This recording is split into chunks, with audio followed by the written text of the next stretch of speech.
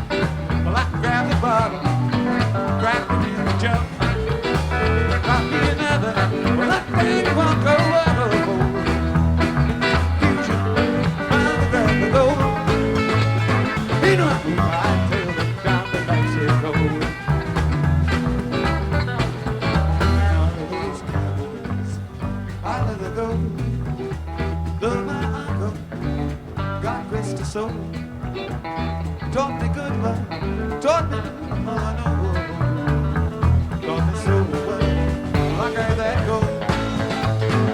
I left dancing as there by the side of the road.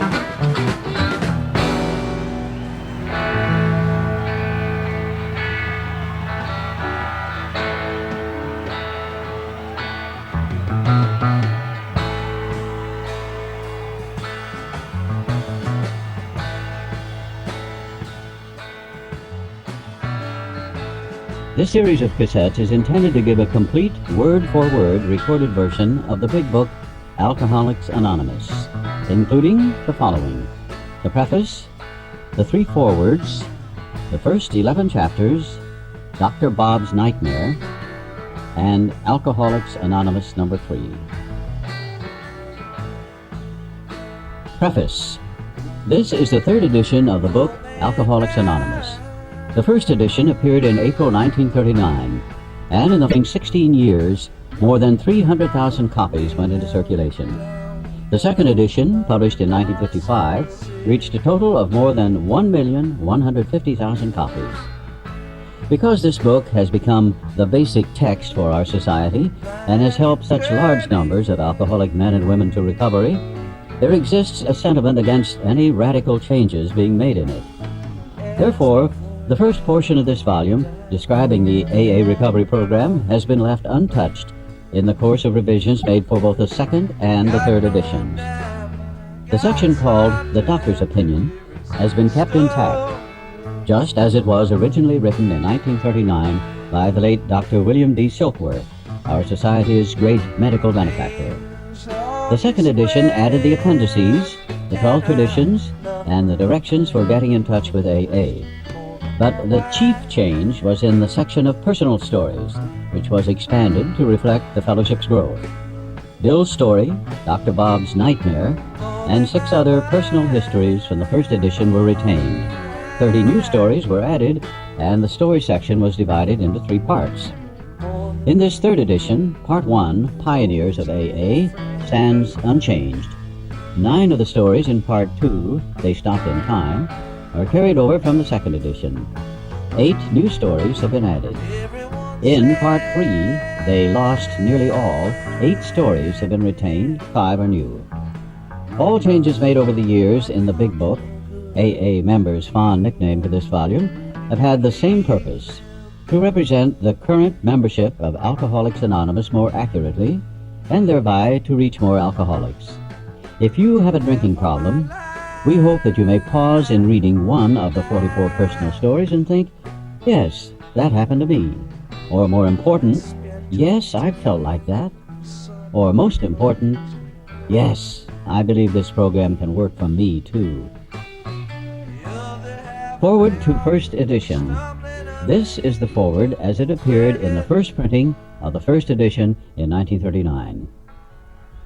We of Alcoholics Anonymous are more than 100 men and women who have recovered from a seemingly hopeless state of mind and body.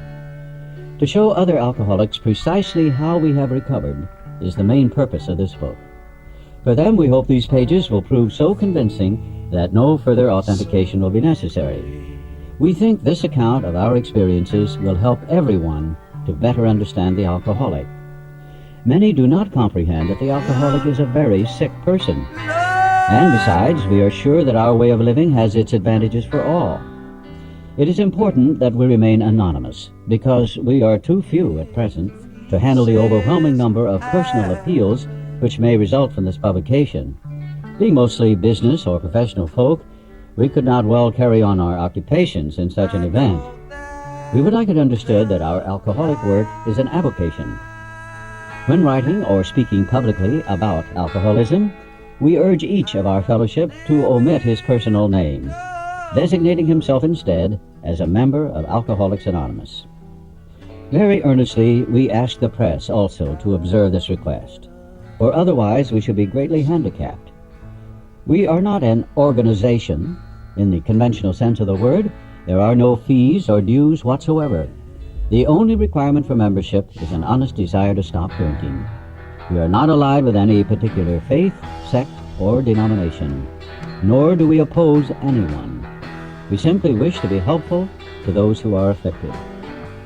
We should be interested to hear from those who are getting results from this book, particularly from those who have commenced work with other alcoholics. We should like to be helpful to such cases. Inquiry by scientific, medical, and religious societies will be welcome. Alcoholics Anonymous. Forward to second edition.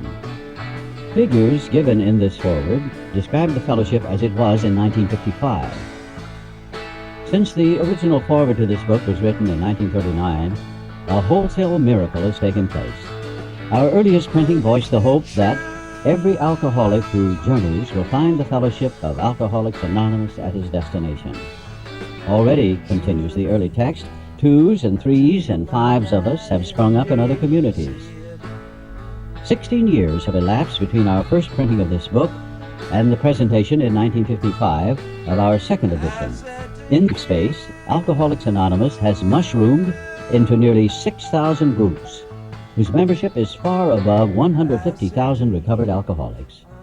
Groups are to be found in each of the United States and all the provinces of Canada.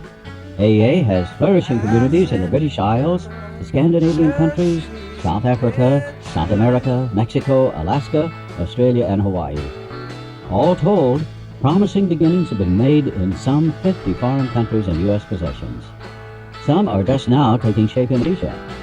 Many of our friends encourage us by saying that this is but a beginning, only the augury of a much larger future ahead.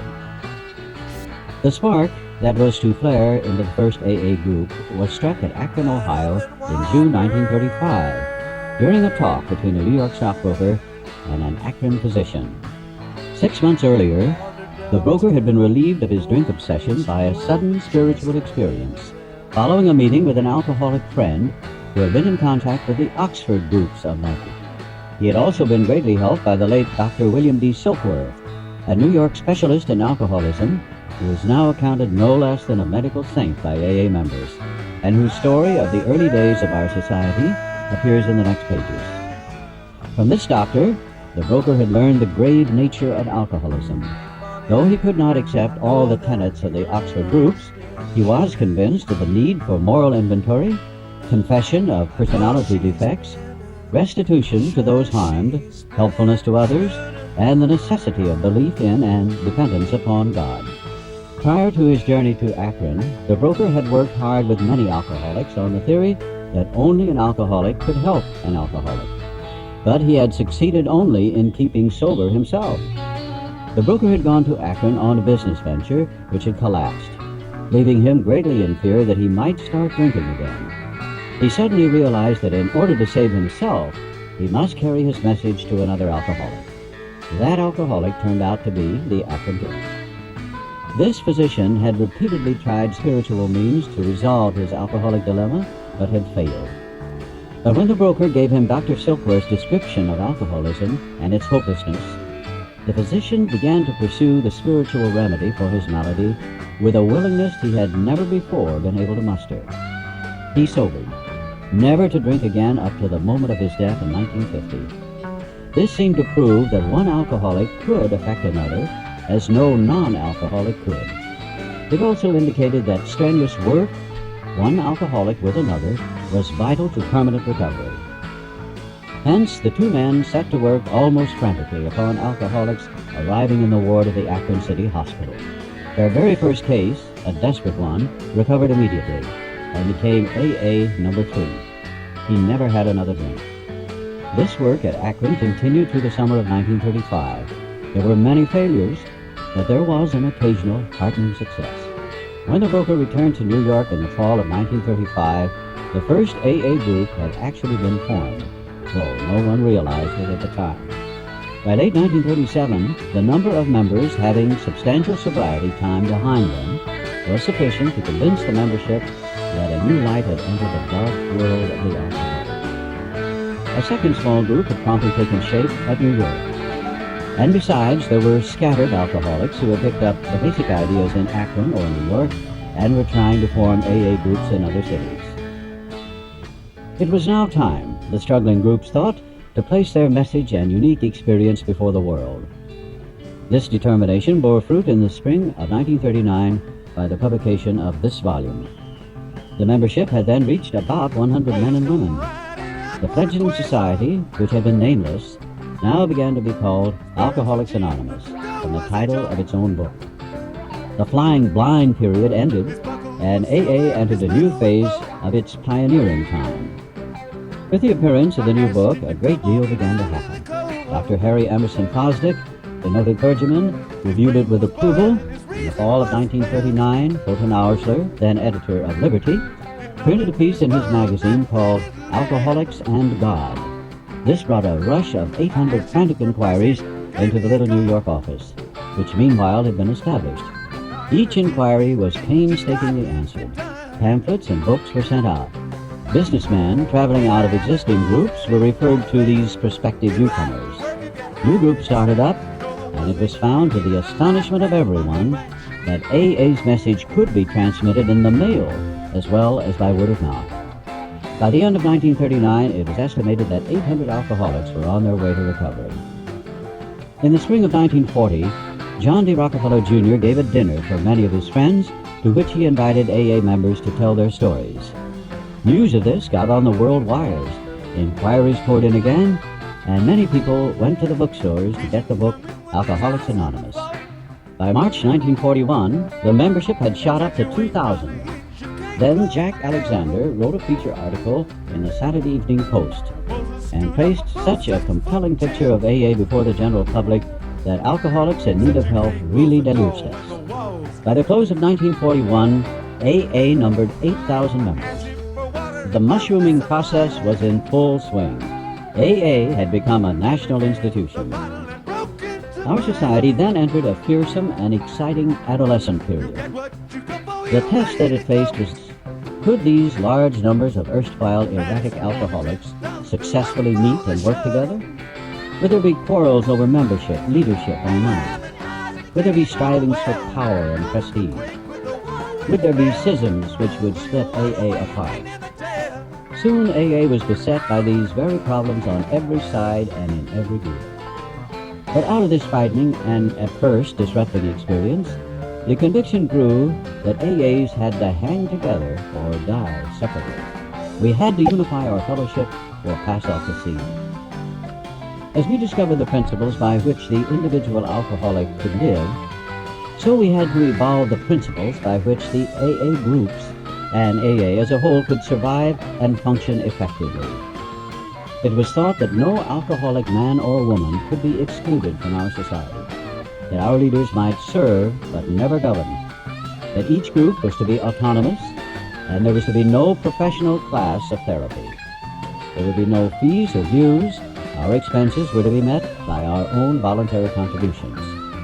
There was to be the least possible organization, even in our service centers.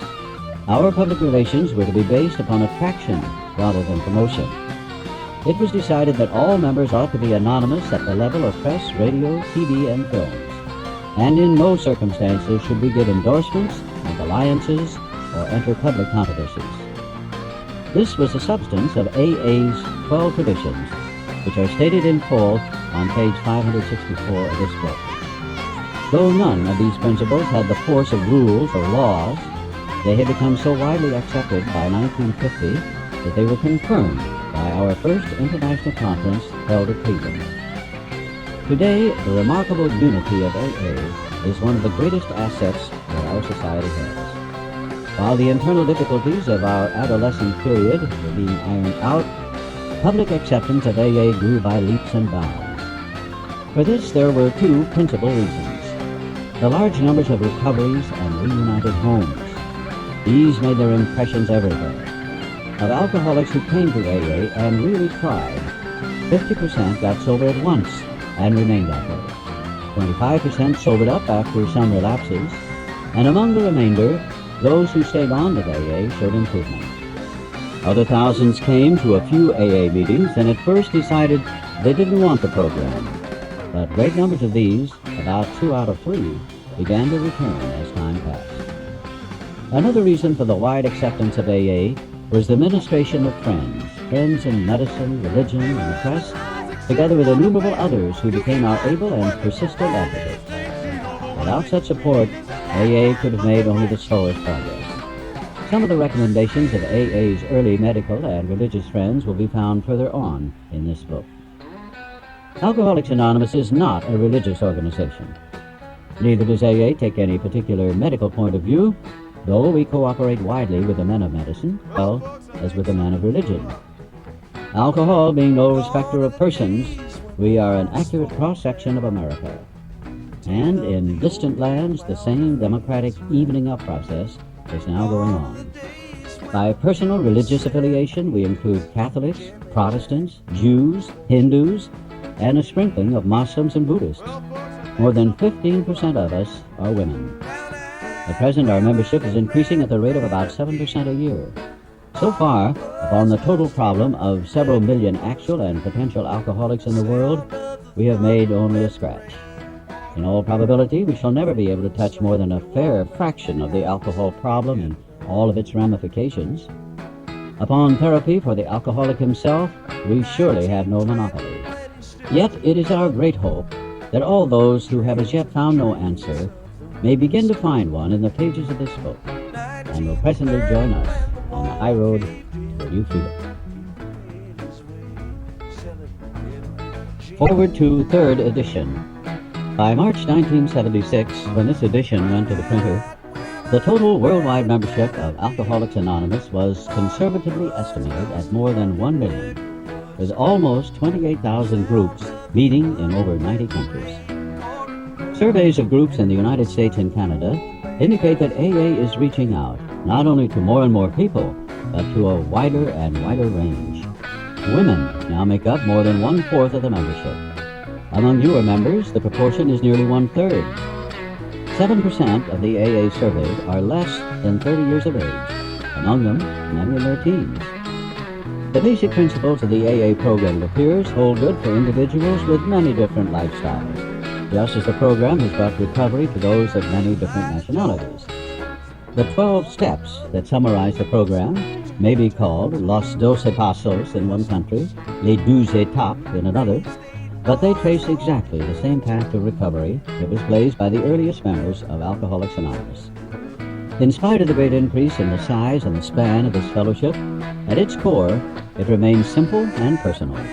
Each day, somewhere in the world, recovery begins when one alcoholic talks with another alcoholic, sharing experience, strength, and hope.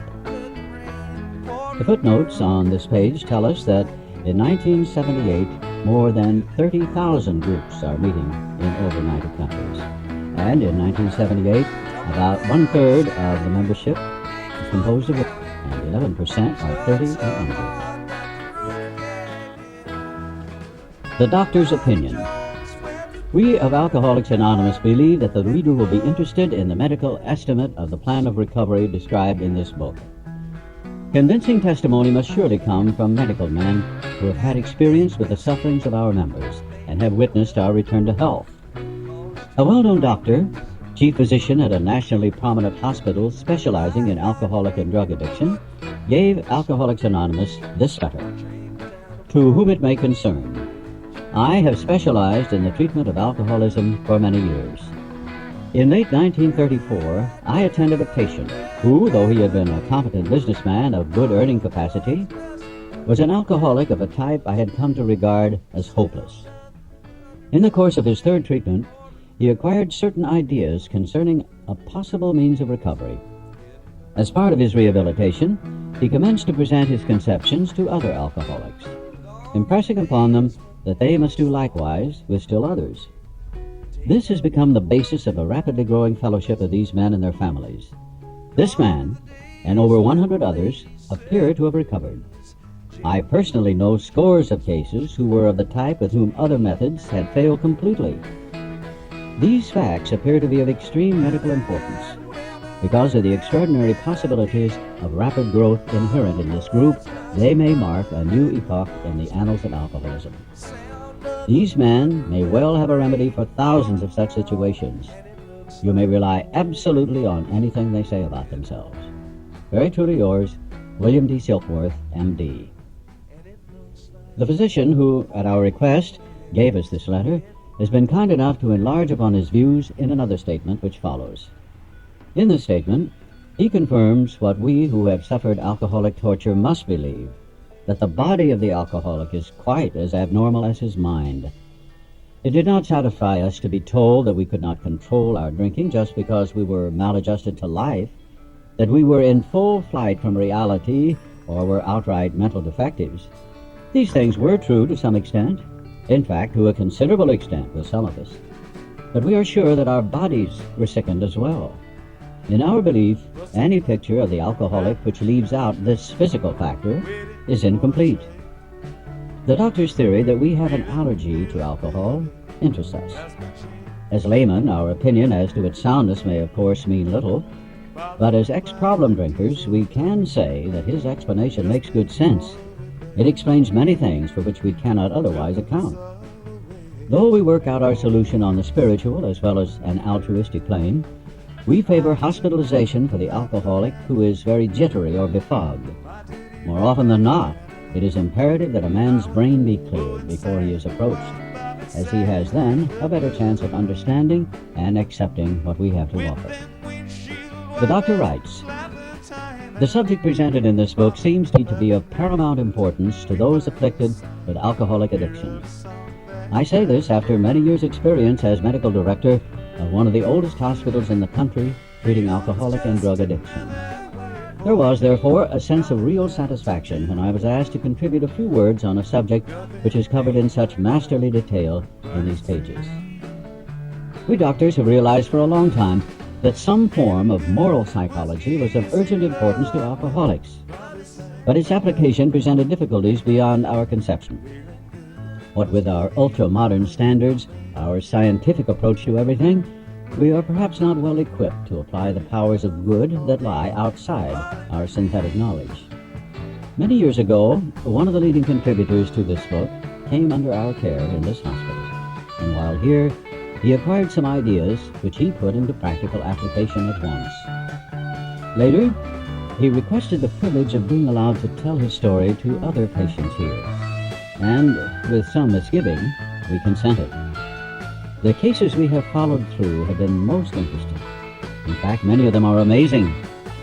The unselfishness of these men, as we have come to know them, the entire absence of profit motive, and their community spirit is indeed inspiring to one who has labored long and wearily in this alcoholic field. They believe in themselves, and still more, in the power which pulls chronic alcoholics back from the gates of death. Of course, an alcoholic ought to be freed from his physical craving for liquor, and this often requires a definite hospital procedure before psychological measures can be of maximum benefit. We believe, and so suggested a few years ago, that the action of alcohol on these chronic alcoholics is a manifestation of an allergy, that the phenomenon of craving is limited to this class and never occurs in the average temperate drinker. These allergic types can never safely use alcohol in any form at all, and once having formed the habit and found they cannot break it, once having lost their self-confidence, their reliance upon things human, their problems pile up on them and become astonishingly difficult to solve. Frothy emotional appeal seldom suffices. The message which can interest and hold these alcoholic people must have depth and weight.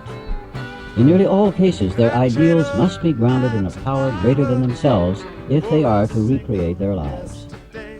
If any feel that, as psychiatrists directing a hospital for alcoholics, we appear somewhat sentimental, let them stand with us a while on the firing line. See the tragedies, the despairing wives, the little children. Let the solving of these problems become a part of their daily work, and even of their sleeping moments, and the most cynical will not wonder that we have accepted and encouraged this movement. We feel after many years of experience that we have found nothing which has contributed more to the rehabilitation of these men than the altruistic movement now growing up among them. Men and women drink essentially because they like the effect produced by alcohol. The sensation is so elusive that while they admit it is injurious, they cannot after a time differentiate the true from the false. To them, their alcoholic life seems the only normal one. They are restless, irritable, and discontented unless they can again experience the sense of ease and comfort which comes at once by taking a few drinks. Drinks which they see others taking with impunity. After they have succumbed to the desire again, as so many do, and the phenomenon of craving develops, they pass through the well-known stages of a spree, emerging remorseful with a firm resolution not to drink again. This is repeated over and over, and unless this person can experience an entire psychic change, there is very little hope of his recovery. On the other hand, and strange as this may seem to those who do not understand, once a psychic change has occurred, the very same person who seemed doomed, who had so many problems he despaired of ever solving them, suddenly finds himself easily able to control his desire for alcohol. The only effort necessary being that required to follow a few simple rules. Men have cried out to me in sincere and despairing appeal, "Doctor, I cannot go on like this. I have everything to live for. I must stop. But I cannot. You must help me." Faced with this problem, if the doctor is honest with himself, he must sometimes feel his own inadequacy. Although he gives all that is in him, it often is not enough. One feels that something more than human power is needed to produce the essential psychic change. Though the aggregate of recoveries resulting from psychic effort is considerable, we physicians must admit we have made little impression upon the problem as a whole. Many types do not respond to the ordinary psychological approach. I do not hold with those who believe that alcoholism is entirely a problem of mental control. I have had many men who had, for example, worked a period of months on some problem or business deal which was to be settled on a certain date favorably to them. They took a drink a day or so prior to that date, and then the phenomenon of craving at once became paramount to all other interests, so that the important appointment was not met. These men were not drinking to escape. They were drinking to overcome a craving beyond their mental control. There are many situations which arise out of the phenomenon of craving which cause men to make the supreme sacrifice rather than continue to fight. The classification of alcoholics seems most difficult and in much detail is outside the scope of this book. There are, of course, the psychopaths who are emotionally unstable. We're all familiar with this type. They are always going on the wagon for keeps. They are over-remorseful and make many resolutions but never a decision. There's the type of man who's unwilling to admit that he cannot take a drink. He plans various ways of drinking. He changes his brand or his environment. There's the type who always believes that after being entirely free from alcohol for a period of time, he can take a drink without danger. There is the manic depressive type who is perhaps the least understood by his friends and about whom a whole chapter could be written. Then there are types entirely normal in every respect except in the effect alcohol has upon them. They are often able, intelligent, friendly people. All these and many others have one symptom in common. They cannot start drinking without developing the phenomenon of craving. This phenomenon, as we have suggested, may be the manifestation of an allergy which differentiates these people and sets them apart as a distinct entity. It has never been, by any treatment with which we are familiar, permanently eradicated. The only relief we have to suggest is entire abstinence. This immediately precipitates us into a seething cauldron of debate. Much has been written, pro and con, but among physicians the general opinion seems to be that most chronic alcoholics are doomed. What is the solution? Perhaps I can best answer this by relating one of my experiences. About 1 year prior to this experience, a man was brought in to be treated for chronic alcoholism. He had partially recovered from a gastric hemorrhage and seemed to be a case of pathological mental deterioration. He had lost everything worthwhile in life and was only living, one might say, to drink. He frankly admitted and believed that for him there was no hope. Following the elimination of alcohol, there was found to be no permanent brain injury. He accepted the plan outlined in this book. 1 year later, he called to see me, and I experienced a very strange sensation. I knew the man by name and partly recognized his features, but there all resemblance ended. From a trembling, despairing, nervous wreck had emerged a man brimming over with self-reliance and contentment. I talked with him for some time, but was not able to bring myself to feel that I had known him before. To me, he was a stranger, and so he left me. A long time has passed with no return to alcohol. When I need a mental uplift, I often think of another case brought in by a physician prominent in New York. The patient had made his own diagnosis and decided his situation hopeless, had hidden in a deserted barn, determined to die. He was rescued by a searching party and in desperate condition brought to me. Following his physical rehabilitation, he had a talk with me in which he frankly stated he thought the treatment a waste of effort, unless I could assure him, which no one ever had, that in the future he would have the willpower to resist the impulse to drink.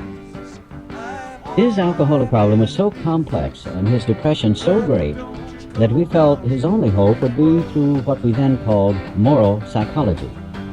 And we doubted if even that would have any effect. However, he did become sold on the ideas contained in this book. He has not had a drink for very many years. I see him now and then, and he's as fine a specimen of manhood as anyone could wish to meet. I earnestly advise every alcoholic to read this book through, and though perhaps he came to scoff, he may remain to pray.